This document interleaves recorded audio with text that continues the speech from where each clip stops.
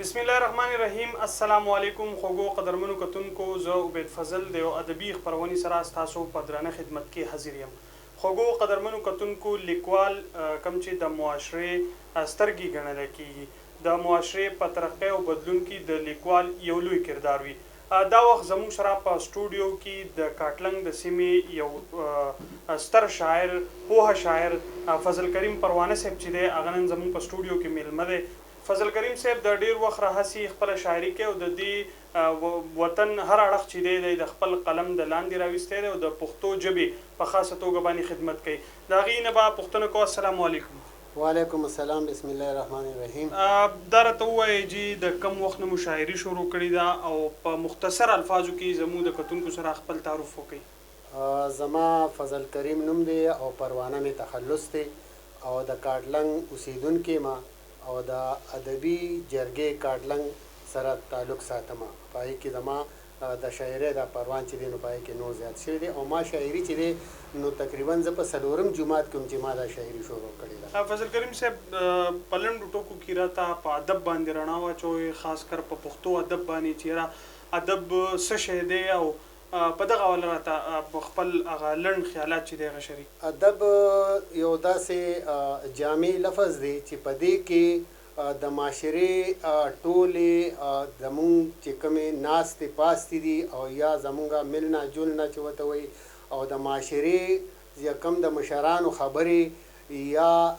د سترو خلکو خبرې چې دي هغه په قلم کې راوستلو، که هغه د نثر کې او که هغه په شعر و شاعرۍ کې، دا ټولې د ادب سره چې دی نو تعلق ساتي. همدغې ته ادب وایي، همدغې پوهې ته چې دی نو ادب وایي. دویمه پوښتنه دا کوم چې یاره زمونږ په دې معاشرې باندې نن سبا موږ وګورو شاعران ډېر زیات شوي دي. په سوشل میډیا باندې دغه شاعران چې دی هغه خپله شاعري چې دی خوري، خو ډېر زیات پکې منفي، خاص کر ینګ چې کوم دی جنریشن چې کوم دی د هغې په ذهنونو باندې ډېر زیات غلط اثرات چې دی هغه مرتب کېږي د دغې وجې نه. زمونږ په دې معاشره کې د شاعر څه کردار دی؟ په دغه حواله راته. شاعر چې دی نو که زه دا ووایم چې د معاشرې چې دی نو مین زړه چې دی نو دا شاعر دی. ځکه چې شاعر په ډیرو وختونو کې که مونږ د سن 65 جنګ والو او هغې کې چې میډم نورجهان کوم هغه ګلوکاري کړې وه او هغه کوم شعرونه هغې ویلي نو هغې په هغه آرمي کې دومره جذبه راوچته کړې وه، هم د دې شاعرۍ په وجه باندې. شاعر چې دی په دې شاعرۍ باندې د خلکو د دماغ چې دی که نه نو دا یو خوا او بل خوا اوړي او شاعر چې دی په معاشره کې هغه څه کوي چې کم هغه د معاشرې نه واخلي. لکه په معاشره کې زه به درته دا ووایم چې مخکې سروزو کې د زینب هغه واقعه شوه نو په هغې ډېرو لیکوالو چې دی نو لیکل کړي، ما هم پې څه مات لیکل کړي، لکه شونډې مې وچې سترګې دارې وهي، زما زینب چغې کوکارې وهي، نو دا غوند یو څو شعرونه به ما لیکلي. نو دغه شان شاعر چې دی نو دا د معاشرې سترګې دي او دی چې دی د خلکو په دې زړونو باندې بالکل کمانډ چې دی نو حاصل کړي او دی هم هغه وایي چې کم په معاشره کې ویني او هغه د خلکو ته راڅرګندوي. نن سبا چې دی په سوشل میډیا باندې موږ وګورو په خاصه توګه باندې ډېر زیات شاعران چې دی هغه دغه یوټیوب چینل مختلف دغه چلی، هغې چې کومه شاعري کوي نو آیا دا پښتو ادب ته نقصان رسوي؟ کومه شاعري چې نن سبا تاسو ګورئ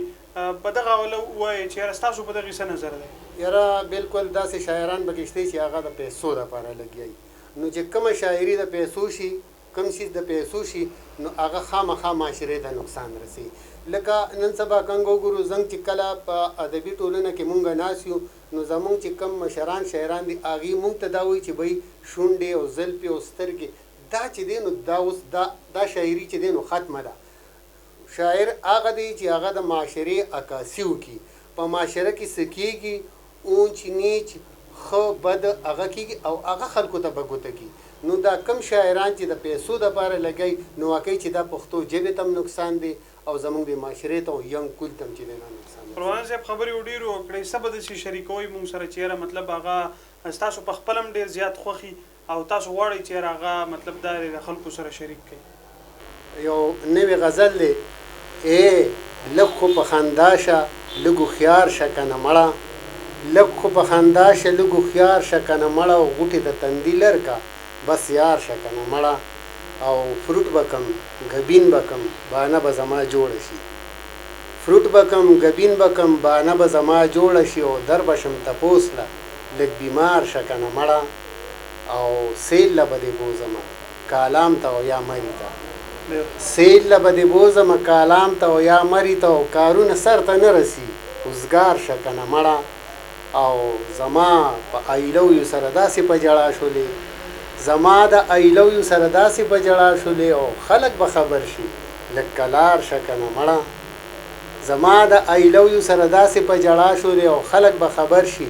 لږ کلار شه که نه مړه او نه د چا د بدو یې او نه د چا په ښه راځې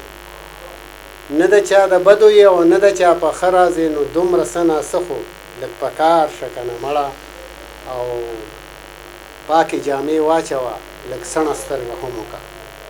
پاکې جامې واچوه لږ سڼه سترګه هم وکړه راغځئ چې زما خواله نو سینګار شه که نه مړه